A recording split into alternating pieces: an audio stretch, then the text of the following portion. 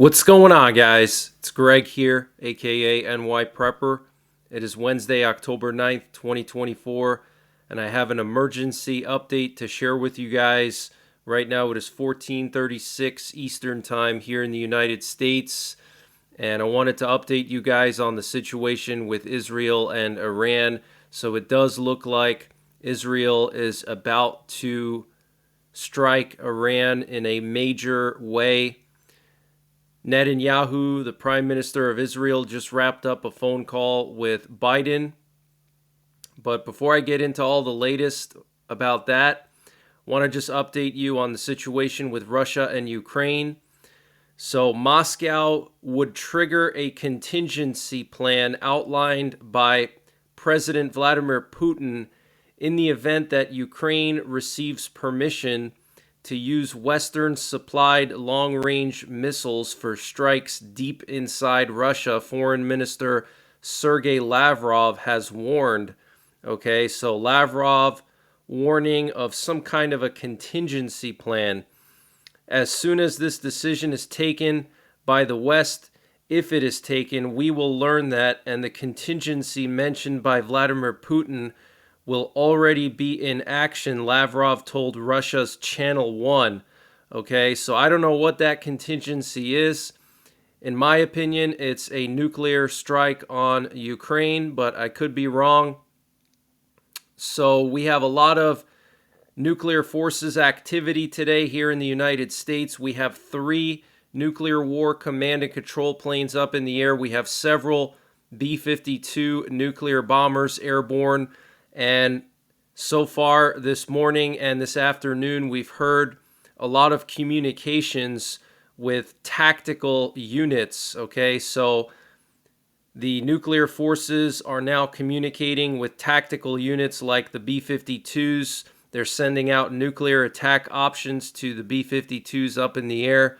So our nuclear forces are on high alert in anticipation for this major Israeli strike on Iran. What you're looking at here is a picture of Netanyahu while he's on the phone with Biden. You can see his closest cabinet members here taking notes. This was earlier this morning. The call lasted just about an hour. It ended at around 11:30 a.m. Eastern Time. Apparently, this phone call was crucial, and it was about Israel's plans to strike Iran, according to 3 sources. And the defense minister of Israel, Yoav Gallant, has canceled his meeting with the U.S. Defense Secretary Lloyd Austin this week. He was supposed to actually be in D.C. today, and he canceled his visit, so that is very ominous, okay? Netanyahu having a 1-hour phone call with Biden this morning. Yoav Gallant canceling his meeting with Lloyd Austin. And then yesterday and the day before, we had 2 doomsday planes go to Offutt Air Base to the Stratcom bunker. Okay, so that was probably Netanyahu and Lloyd Austin being moved to the Stratcom bunker for this strike, which could happen tonight, could happen tomorrow. It's very, very close. Okay, so get prepared because this could just set off World War III. And last night, Netanyahu met for over 5 hours with a group of senior ministers and senior IDF and intelligence community officials to try to reach a decision regarding the scope and timing of the Israeli response against Iran. And Israel will retaliate with a strong response to Iran. A spokesperson for the Israeli embassy to the UK told Sky News, "I understand that the response is going to be a strong one, but I can't tell you when and how," Orly Goldschmidt said. And the Washington Post is reporting that Israeli officials are saying there are ongoing preparations for a quote-unquote significant military response to Iran. And Iranian-backed forces are now evacuating their headquarters and bases around the city of Baghdad in eastern Iraq due to fears of an Israeli retaliatory strike as soon as tonight. And the Washington Post reported today, citing a Pentagon official, that the Defense Department is concerned about possible escalation by Israel. And Axios is reporting that both U.S. and Israeli officials believe that tit for tat will continue, with Iran responding to Israel's attack and the U.S. and Israel having to work together to combat that Iranian response. And an aide to the IRGC chief said there will be no war, but if Israel targets one point in Iran, we will respond by targeting tens of security, military, and economic centers. If we launched 200 missiles recently, we are now prepared to be launching thousands of missiles, okay? So an aide to the IRGC chief. IRGC is the Islamic Revolutionary Guard Corps. It's part of the Iranian military, saying that they're prepared to launch thousands of missiles at economic centers, security, and military targets in Israel. Okay, so Israel's not stupid. They know they have to go big with this strike, because whether they go small or they go big, Iran is going to retaliate regardless, so they might as well go big. And during his visit to Israel, CENTCOM Commander General Kurilla warned against striking Iran's nuclear facilities or oil facilities, according to the Wall Street Journal. That's pretty interesting. And the Israeli Prime Minister's office says former President Trump called Netanyahu last week to discuss the Israeli attacks on Hezbollah.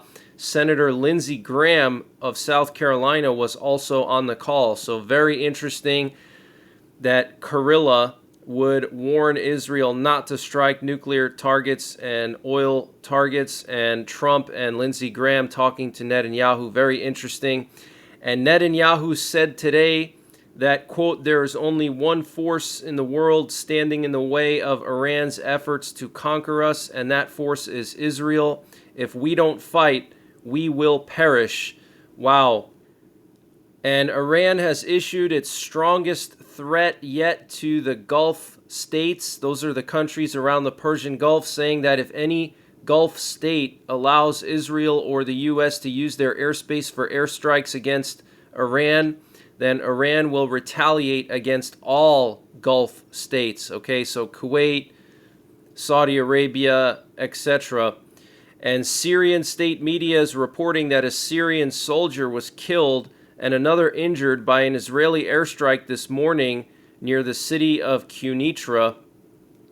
And the IDF deployed another infantry division to southern Lebanon, the 146th Reservist Division to southwest Lebanon, for focused and delimited ground operations against Hezbollah. So there's now 4 divisions in southern Lebanon. You see how Israel is slowly ramping up their operations in Lebanon. And NATO's new Secretary General Mark Rutte warned yesterday that Ukraine may be facing its most challenging winter since the start of the war, as the country prepares for more Russian attacks against energy infrastructure. And a Ukrainian drone swarm hit a huge Russian weapons depot in Karachev in the Bryansk region of Russia, setting it all on fire. Apparently North Korean missiles were stored there. And Yonhap News, that's a South Korean news agency, is reporting that North Korea is going to start cutting off all road and railway connections to South Korea. And that's going to start today. Okay, so North Korea cutting off all road and railway connections to South Korea. Very, very concerning. And North Korea is likely to deploy members of its regular armed forces to Ukraine in support of Russia, South Korea's defense minister said today. And Chinese and Russian warships carried out an anti-submarine exercise in the Pacific recently, the two countries said on Tuesday. Russia's Pacific Fleet said the exercise in the northwest of the ocean was part of a joint patrol by the two navies. It did not say exactly when it was held, but it is likely to have been carried out in the past few days and follows a major exercise last month. 2 Russian anti-submarine destroyers, the Admiral Panteleev and the Admiral Tributs, took part in the operation, the TASS news agency reported. It is also said that a Ka-27PL anti-submarine helicopter was deployed to search for the notional enemy submarine. So very interesting. And remember, just about a month ago, China and Russia sent bombers to Alaska, and the U.S. had to intercept them. Want to just show you guys these nuclear war command and control planes that are up in the air this afternoon. It looks like this could go down tonight, possibly. So here you can see a nuke sniffer plane that was up in the air, a nuclear war command and control plane over North Dakota flying over one of our missile fields, actually flying over two of them. So these nuclear war command and control planes have what's known as the Airborne Launch Control System, which lets them launch all the missiles in the silos from the air if there were ever some kind of an issue on the ground. And here you can see two more B-52 nuclear bombers airborne.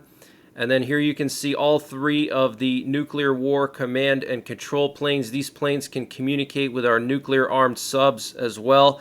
We also had several aerial refuelers flying side by side here in eastern Oklahoma and northern Louisiana. I have never seen this before.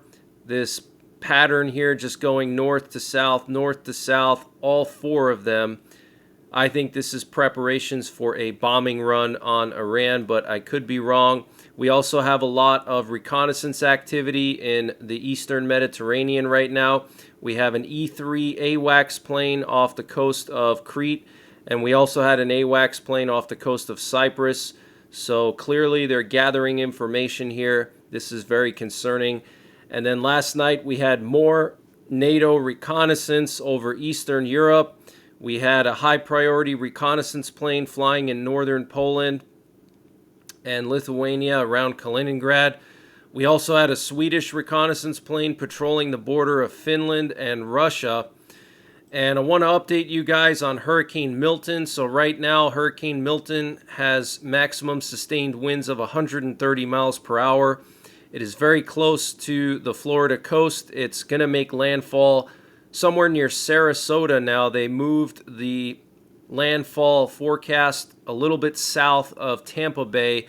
So looks like the worst hit areas are going to be somewhere between Cape Coral and Tampa Bay near Sarasota. Okay, storm surge of over 12 feet expected. And here you can see the storm surge forecast. You can see 9 to 13 feet here in between Tampa Bay and Cape Coral. So I do have a live camera up from the Tampa Bay area on the channel, and it is on the 24/7 stream, so you can tune in and watch those cameras as the hurricane comes in. But I will be monitoring both the hurricane and Israel this evening, and I will be going live later on tonight to update you guys. So until then, take care, God bless, and don't forget the 3 P's: prepare, practice, and persevere. And this update was sponsored by My Patriot Supply. Guys, My Patriot Supply is doing a discount on their 1-month emergency food supply. And to get the deal, you got to go to preparewithnyprepper.com, and the link is in the description below this video.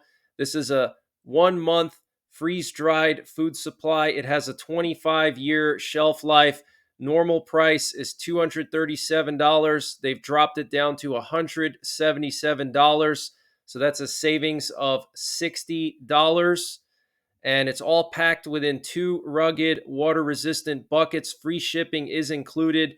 $177 for 1 month of food. Where are you going to find a deal like that? So use the link preparewithnyprepper.com to get $60 off the My Patriot Supply 1-month emergency food supply. That's $180 for 1 month of food. Free shipping included. The link is in the description below this video.